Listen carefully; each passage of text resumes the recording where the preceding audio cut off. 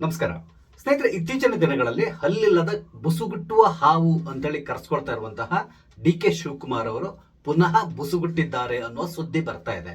ಹಾಗಾದ್ರೆ ಅವರು ಬುಸುಗುಟ್ಟಿರೋದಲ್ಲಿ ಅದರಿಂದ ಅವ್ರಿಗೆ ಏನಾದರೂ ಉಪಯೋಗ ಆಗುವಂತ ಸಾಧ್ಯತೆ ಇದೆಯಾ? ಈ ರೀತಿಯಾದಂತಹ ಕೆಲವೊಂದು ಪ್ರಶ್ನೆಗಳಿಗೆ ನಿಮ್ಗೆ ನಾನು ಇಲ್ಲಿ ಉತ್ತರ ಕೊಡ್ತಾ ಇದ್ದೇನೆ. ಸ್ನೇಹಿತರೆ, ಮೊದಲಿಗೆ ನಿಮ್ಮೆಲ್ಲರೂ ಕಾಫಿ ಅಂತ ಡಿಜಿಟಲ್ ಚಾನಲ್ಗೆ ಸ್ವಾಗತಿಸ್ತಾ ಇದ್ದೇನೆ. ಸ್ನೇಹಿತರೆ, ಡಿ.ಕೆ. ಶಿವಕುಮಾರ್ ಅವರು ಬಹಳ ದಿನಗಳಿಂದ ನಾನು ಹಾಗೆ ಮಾಡ್ತೇನೆ ಹೀಗೆ ಮಾಡ್ತೇನೆ ಈ ರೀತಿಯಾಗಿ ಅವ್ರು ಹೇಳಿಲ್ಲ ಅಂತ ಹೇಳಿದ್ರು. ಅವರು ತಮ್ಮ ಹಿಂಬಾಲಕರ ಮುಖಾಂತರ ಹೇಳಿಸ್ತಾ ಇದ್ರು. ಕಾರಣ ಏನು ಅಂತ ಹೇಳಿದ್ರೆ, ಇವರು ಅಧ್ಯಕ್ಷರಾಗಿರೋದ್ರಿಂದ ನೇರವಾಗಿ ಹೇಳಲಿಕ್ಕೆ ಸಾಧ್ಯ ಇಲ್ಲ. ಹಾಗಾಗಿ ತನ್ನ ಹಿಂಬಾಲಕರು ಯಾರಿದ್ದಾರೋ ಅವ್ರ ಮುಖಾಂತರ ಆಗಾಗ ಹೇಳಿಕೆಗಳನ್ನ ಕೊಡಿಸ್ತಾನೆ ಇದ್ರು. ಮುಖ್ಯ ವಿಷಯ, ತನ್ನನ್ನ ಮುಖ್ಯಮಂತ್ರಿ ಮಾಡಬೇಕು, ಇದು ಅವರ ಮುಖ್ಯ ಡಿಮಾಂಡ್ ಆಗಿತ್ತು. ಆದ್ರೆ ಹೈಕಮಾಂಡ್ ಇವರ ಈ ಬೇಡಿಕೆಯನ್ನ ಸದ್ಯಕ್ಕೆ ಪೆಂಡಿಂಗ್ ನಲ್ಲಿ ಇಟ್ಕೊಂಡು ಅವರಿಗೆ ಬೇರೆ ಬೇರೆ ಆದಂತಹ ಕಾರಣಗಳನ್ನ ಹೇಳ್ಕೊಂಡು ಬರ್ತಾ ಇದೆ. ಮೊದಲು ಚುನಾವಣೆ ವಿಷಯ ಹೇಳಿದ್ರು, ಈಗ ಬಜೆಟ್ ಅಂತ ಹೇಳ್ತಾ ಇದ್ದಾರೆ. ಬಜೆಟ್ ಮುಗಿದ ಮೇಲೆ ಇನ್ನು 5 ರಾಜ್ಯಗಳ ಚುನಾವಣೆ ಬರ್ತಾ ಇದೆ.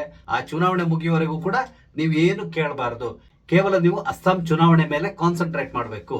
ಈ ರೀತಿಯಾಗಿ ಡಿ.ಕೆ. ಶಿವಕುಮಾರ್ ಅವರಿಗೆ ಅಡ್ವೈಸ್ ಮಾಡ್ತಾ ಇದ್ದಾರೆ ಅನ್ನುವ ಸುದ್ದಿ ಕೂಡ ಬರ್ತಾ ಇದೆ. ಇದೇ ಸಂದರ್ಭದಲ್ಲಿ ಡಿ.ಕೆ. ಶಿವಕುಮಾರ್ ಅವರು ಪುನಃ ದೆಹಲಿ ಪ್ರವಾಸವನ್ನು ಕೈಗೊಂಡಿದ್ದಾರೆ. ಈ ಬಾರಿ ಅವರು ದೆಹಲಿಗೆ ಹೋಗ್ಲಿಕ್ಕೆ ಪ್ರಮುಖ ಕಾರಣ ಏನು ಅಂತ ಹೇಳಿದ್ರೆ, ಅಸ್ಸಾಂ ಚುನಾವಣೆ. ನಿಮ್ಗೆ ಗೊತ್ತಿದೆ, ಅಸ್ಸಾಂ ಚುನಾವಣೆಯ ಉಸ್ತುವಾರಿಯಾಗಿ ಡಿ.ಕೆ. ಶಿವಕುಮಾರ್ ಅವ್ರನ್ನ ಅಪಾಯಿಂಟ್ ಮಾಡಿದ್ದಾರೆ. ಇವರಿಗೆ ಬಾಸ್ ಆಗಿ ಪ್ರಿಯಾಂಕಾ ವಾದ್ರಾ ಅವರು ಇದ್ದಾರೆ. ಅಂದ್ರೆ ಪ್ರಿಯಾಂಕಾ ವಾದ್ರಾ ಅವರಿಗೆ ಡಿ.ಕೆ. ಶಿವಕುಮಾರ್ ಅವರು ರಿಪೋರ್ಟಿಂಗ್ ಮಾಡ್ಕೊಳ್ತಾ ಇದ್ದಾರೆ. ನಿಮ್ಗೆಲ್ಲರಿಗೂ ಗೊತ್ತಿದೆ, ಡಿ.ಕೆ. ಶಿವಕುಮಾರ್ ಅವ್ರನ್ನ ಮುಖ್ಯಮಂತ್ರಿ ಮಾಡ್ಬೇಕು ಅಂತ ಹೇಳಿ ಪ್ರಿಯಾಂಕಾ ವಾದ್ರಾ ಅವರು ಕೂಡ ತನ್ನ ಅಣ್ಣನಿಗೆ ಹೇಳ್ತಾ ಇದ್ದಾರೆ. ಅಂದ್ರೆ ತನ್ನ ಅಣ್ಣನ ಮೇಲೆ ಒತ್ತಡವನ್ನ ಏರ್ತಾ ಇದ್ದಾರೆ ಅನ್ನೋ ಸುದ್ದಿ ಕೂಡ ಎಲ್ಲೆಡೆ ಹರಿದಾಡ್ತಾ ಇದೆ.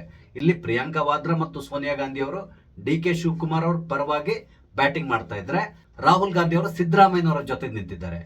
ಆದ್ರೆ ಇಲ್ಲಿವರೆಗೂ ಕೂಡ ಡಿ.ಕೆ. ಶಿವಕುಮಾರ್ ಅವರಿಗೆ ಕರ್ನಾಟಕದ ಮುಖ್ಯಮಂತ್ರಿ ಗಾದಿಗೆ ಏರ್ಲಿಕ್ಕೆ ಸಾಧ್ಯ ಆಗಿಲ್ಲ. ಇದು ಎಲ್ಲರಿಗೂ ಗೊತ್ತಿರುವಂತಹ ವಿಷಯವೇ. ನಿನ್ನೆ ದೆಹಲಿಗೆ ಹೋಗೋದಕ್ಕಿಂತ ಮೊದಲು ಡಿ.ಕೆ. ಶಿವಕುಮಾರ್ ಅವ್ರನ್ನ ಪತ್ರಕರ್ತರು ಕೆಲವೊಂದು ಪ್ರಶ್ನೆಗಳನ್ನ ಕೇಳಿದ್ರು. ಅದರಲ್ಲೂ ಪ್ರಮುಖವಾಗಿ ಪವರ್ ಶೇರಿಂಗ್ ವಿಷಯವನ್ನು ಕೇಳಿದಾಗ ಡಿ.ಕೆ. ಶಿವಕುಮಾರ್ ಅವರು ಅತ್ಯಂತ ಖಡಕ್ ಆಗಿ ಒಂದು ಉತ್ತರವನ್ನು ಕೊಟ್ಟರು. ಅದೇನು ಅಂತ ಹೇಳಿದ್ರೆ, ಈ ಪವರ್ ಶೇರಿಂಗ್ ಸಂಬಂಧಪಟ್ಟಂತೆ ಮೀಟಿಂಗ್ ಏನು ಗುಟ್ಟಾಗಿ ನಡೆದಿಲ್ಲ, ಅಲ್ಲಿ ಬಹಳಷ್ಟು ಜನ ಇದ್ರು. ಹಾಗಾಗಿ ಅಲ್ಲಿ ನಾನು ಏನ್ ಮಾತಾಡಿದ್ದೇನೆ, ಅದೇ ರೀತಿಯಲ್ಲಿ ಸಿದ್ದರಾಮಯ್ಯನವರು ಏನ್ ಮಾತಾಡಿದ್ದಾರೆ ಅನ್ನೋದು ಸಿದ್ದರಾಮಯ್ಯನವರಿಗೆ ತುಂಬಾ ಚೆನ್ನಾಗಿ ಗೊತ್ತಿದೆ. ಇದಕ್ಕೆ ಹಲವಾರು ಸಾಕ್ಷಿಗಳು ಕೂಡ ಇದೆ ಅಂತಕೊಂಡೆ ಹೇಳಿದ್ದಾರೆ. ಇಲ್ಲಿ ಡಿ.ಕೆ. ಶಿವಕುಮಾರ್ ಅವರು ಏನ್ ಹೇಳಿ ಕೊಟ್ಟಿದ್ದಾರೆ ಅಂತ ಹೇಳಿದ್ರೆ, ಸಿದ್ದರಾಮಯ್ಯ ಮತ್ತು ನನ್ನ ನಡುವೆ ಪವರ್ ಶೇರಿಂಗ್ ಸಂಬಂಧಪಟ್ಟಂತೆ ಒಂದು ಒಪ್ಪಂದ ಇದೆ. ಅಂದ್ರೆ 2.5 ವರ್ಷ ಒಪ್ಪಂದ ಇದೆ. ಆ ಒಪ್ಪಂದದ ಬಗ್ಗೆ ಸಿದ್ದರಾಮಯ್ಯನವರಿಗೆ ಗೊತ್ತು.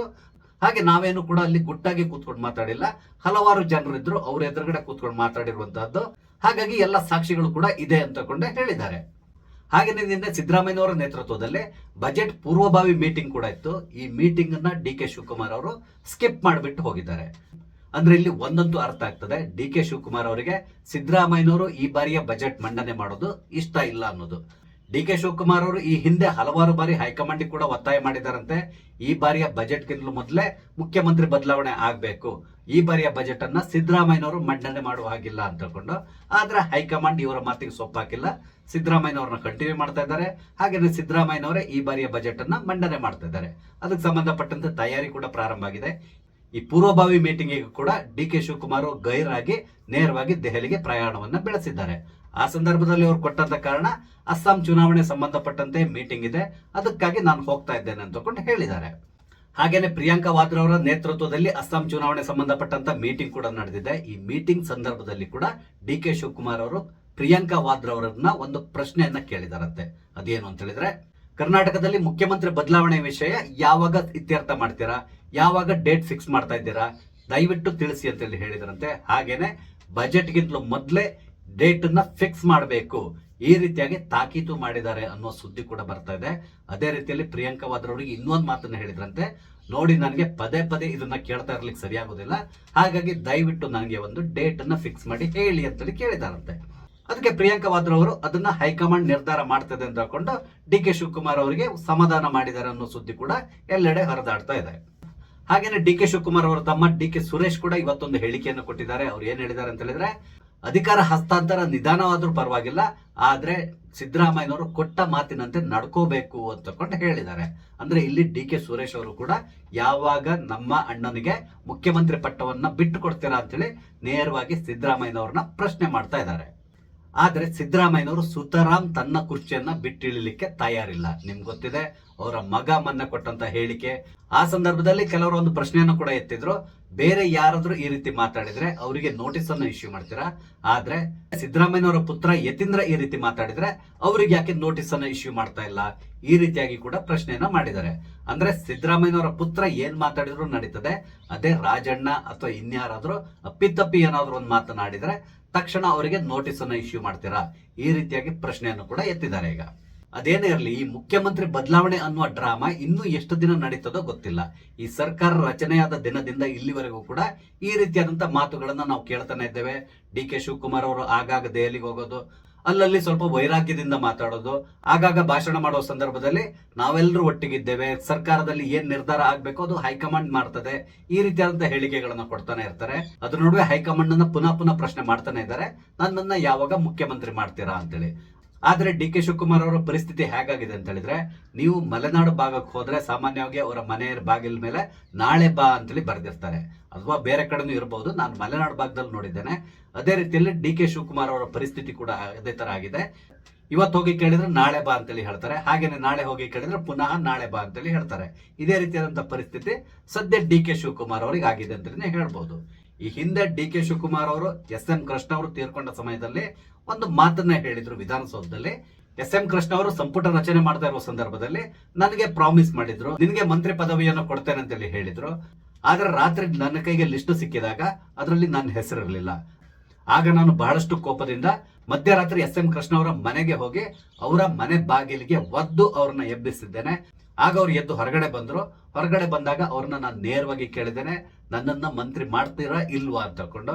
ಆಗ ಎಸ್.ಎಂ. ಕೃಷ್ಣ ಅವರು ಪತರಗುಟ್ಟಿ ಹೋಗ್ಬಿಟ್ಟಿದ್ರು. ಕೊನೆಗೂ ನನಗೆ ಮಂತ್ರಿ ಸ್ಥಾನವನ್ನ ಕಲ್ಪಿಸಿ ಕೊಟ್ರು ಅಂತೇಳಿ ಹೇಳಿದ್ದಾರೆ.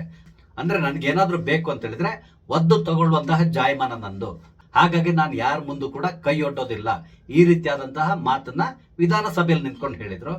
ಆದ್ರೆ ಬದಲಾದ ಸನ್ನಿವೇಶದಲ್ಲಿ ಡಿ.ಕೆ. ಶಿವಕುಮಾರ್ ಅವರು ಇವ್ರ ಹತ್ರ ಹೋಗಿ ಬೇಡುವಂತ ಪರಿಸ್ಥಿತಿ ನಿರ್ಮಾಣ ಆಗಿದೆ. ಆದ್ರೆ ಯಾಕೋ ಹೈಕಮಾಂಡ್ ಇವರ ಯಾವುದೇ ಬೇಡಿಕೆಗೆ ಅಸ್ತು ಅಂತ ಇಲ್ಲ. ಅದಕ್ಕೆ ಬದಲಾಗಿ ನೋಡೋಣ, ನಾಳೆ ಬಾ, ಒಂದ್ ಸ್ವಲ್ಪ ದಿನ ಬಿಟ್ಟು ಬಾ, ಆ ಚುನಾವಣೆ ಮುಗಿಲಿ, ಈ ಚುನಾವಣೆ ಮುಗಿಲಿ, ಬಜೆಟ್ ಮುಗಿಲಿ, ಈ ರೀತಿಯಾಗಿ ಕೋರ್ಟ್ ನಲ್ಲಿ ಡೇಟ್ ಕೊಡ್ತಾರಲ್ಲ, ಆ ರೀತಿಯಾದಂತಹ ಡೇಟ್ ಗಳನ್ನ ಡಿ.ಕೆ. ಶಿವಕುಮಾರ್ ಅವರಿಗೆ ಕೊಡ್ತಾ ಇದ್ದಾರೆ. ಈಗ ಡಿ.ಕೆ. ಶಿವಕುಮಾರ್ ಅವರು ನೇರವಾಗಿ ಕೇಳ್ತಾ ಇದ್ದಾರೆ, ಒಂದು ಡೇಟ್ ಅನ್ನು ಫಿಕ್ಸ್ ಮಾಡಿ ಅಂತೇಳಿ. ಆ ಡೇಟ್ ಯಾವಾಗ ಫಿಕ್ಸ್ ಆಗ್ತದೋ ದೇವರಿಗೆ ಗೊತ್ತು. ಇದ್ರ ನಡುವೆ ಒಂದಿಷ್ಟು ಶಾಸಕರು ವಿದೇಶ ಪ್ರವಾಸಕ್ಕೆ ಹೊರಡ್ತಾ ಇದ್ದಾರಂತೆ. 35 ಜನನೋ 25 ಜನರು ಏನೋ ಹೋಗ್ತಾ ಇದ್ದಾರಂತೆ. ಅವರು ಯಾವ ಬಣದವರು ಅನ್ನೋದು ಇಲ್ಲಿವರೆಗೂ ಕೂಡ ಕನ್ಫರ್ಮ್ ಆಗಿಲ್ಲ. ಡಿ.ಕೆ. ಶಿವಕುಮಾರ್ ಅವ್ರ ಬಣವ ಅಥವಾ ತಟಸ್ಥ ಬಣವ ಅಥವಾ ಸಿದ್ದರಾಮಯ್ಯನವರ ಬಣವ ಇನ್ನೂ ಕನ್ಫರ್ಮ್ ಆಗಿಲ್ಲ. ಆದ್ರೆ 25-35 ಜನ ಶಾಸಕರು ಒಟ್ಟಾಗಿ ನ್ಯೂಜಿಲೆಂಡ್ ಮತ್ತು ಆಸ್ಟ್ರೇಲಿಯಾ ಪ್ರವಾಸಕ್ಕೆ ಹೊರಡ್ತಾ ಇದ್ದಾರೆ ಅನ್ನೋ ಸುದ್ದಿ ಬರ್ತಾ ಇದೆ. ಈ ವಿಷಯಕ್ಕೆ ಸಂಬಂಧಪಟ್ಟಂತೆ ಈಗ ರಾಜಕೀಯ ವಲಯದಲ್ಲಿ ಕೇಳ ಬರ್ತಾ ಇರುವಂತಹ ಮಾತೇನು ಅಂತ ಹೇಳಿದ್ರೆ, ಡಿ.ಕೆ. ಶಿವಕುಮಾರ್ ಅವರು ತನ್ನ ದಾಳವನ್ನ ಈಗ ಉರುಳಿಸ್ತಾ ಇದ್ದಾರೆ. ಆ ಮುಖಾಂತರ ಹೈಕಮಾಂಡ್ಗೆ ಒಂದು ಸುದ್ದಿಯನ್ನ ಮುಟ್ಟಿಸ್ತಾ ಇದ್ದಾರೆ. ನೋಡಿ, ನನ್ನ ಬಳಿಯಲ್ಲಿ 35 ಜನ ಶಾಸಕರು ಈಗ ತಯಾರಾಗಿದ್ದಾರೆ, ಅವ್ರನ್ನ ನಾನು ಇವತ್ತು ವಿದೇಶ ಪ್ರವಾಸಕ್ಕೆ ಕಳಿಸ್ತಾ ಇದ್ದೇನೆ, ಇನ್ನು ಸ್ವಲ್ಪ ದಿನ ಆದ್ಮೇಲೆ ಅವ್ರನ್ನ ಯಾವ್ದಾದ್ರು ರೆಸಾರ್ಟಿಗೆ ಕರ್ಕೊಂಡು ಹೋಗ್ತೇನೆ, ಈ ರೀತಿಯಾದಂತಹ ಸಂದೇಶವನ್ನು ಕೊಡುವ ಪ್ರಯತ್ನಕ್ಕೆ ಡಿ.ಕೆ. ಶಿವಕುಮಾರ್ ಅವರು ಕೈ ಹಾಕಿದ್ದಾರೆ ಅಂತ ಹೇಳ್ತಾ ಇದ್ದಾರೆ. ಕೊನೆಗೂ ಡಿ.ಕೆ. ಶಿವಕುಮಾರ್ ಅವರು ಹೈಕಮಾಂಡ್ಗೆ ನಾನು ಕೇವಲ ಬುಸ್ಗುಟ್ಟೋದಲ್ಲ, ಕಚ್ಚುತ್ತೇನೆ ಅಂತ ಕೂಡ ತೋರ್ಸ್ಲಿಕ್ಕೆ ಹೊರಟ ರೀತಿಯಲ್ಲಿ ಕಾಣಿಸ್ತಾ ಇದೆ. ನೋಡೋಣ ಮುಂದೆ ಏನಾಗ್ತದೆ ಅಂತೇಳಿ. ಈ ಡ್ರಾಮಾಗಳು ಇಲ್ಲಿಗೆ ನಿಲ್ತದ ಅಥವಾ ಮುಂದುವರಿತದ, ಯಾವುದಕ್ಕೂ ನಾವು ಕೆಲ ದಿನಗಳ ಮಟ್ಟಿಗೆ ಕಾದ್ ನೋಡ್ಬೇಕಾಗಿ ಬರ್ತದೆ, ಅಥವಾ ಏನೋ ನಮ್ಮ ಹಣೆ ಬರ ಅಂತ ಪುನಃ ಇದೇ ವಿಷಯವನ್ನ ನಾವು ಮಾತಾಡ್ತಾ ಇರೋಣ. ಸ್ನೇಹಿತರೆ, ನಿಮ್ಗೆ ಏನಿಸ್ತದೆ? ಡಿ.ಕೆ. ಶಿವಕುಮಾರ್ ಅವರ ಈ ಶತ ಪ್ರಯತ್ನ ಕೈಗೂಡ್ತದ ಅಥವಾ ನಿಷ್ಫಲ ಆಗ್ತದ? ನಿಮ್ಮ ಅನಿಸಿಕೆಗಳನ್ನ ದಯವಿಟ್ಟು ಕಮೆಂಟ್ ಮುಖಾಂತರ ತಿಳಿಸಿ. ಹಾಗೇನೆ ನಾನಿಲ್ಲಿ ಹಂಚ್ಕೊಂಡಂತ ವಿಷಯ ಇಷ್ಟ ಆದ್ರೆ ಲೈಕ್ ಮಾಡಿ, ಶೇರ್ ಮಾಡಿ, ದಯವಿಟ್ಟು ನನ್ನ ಚಾನಲ್ ಸಬ್ಸ್ಕ್ರೈಬ್ ಮಾಡಿ. ನಮಸ್ತೆ, ಜೈ ಹಿಂದ್.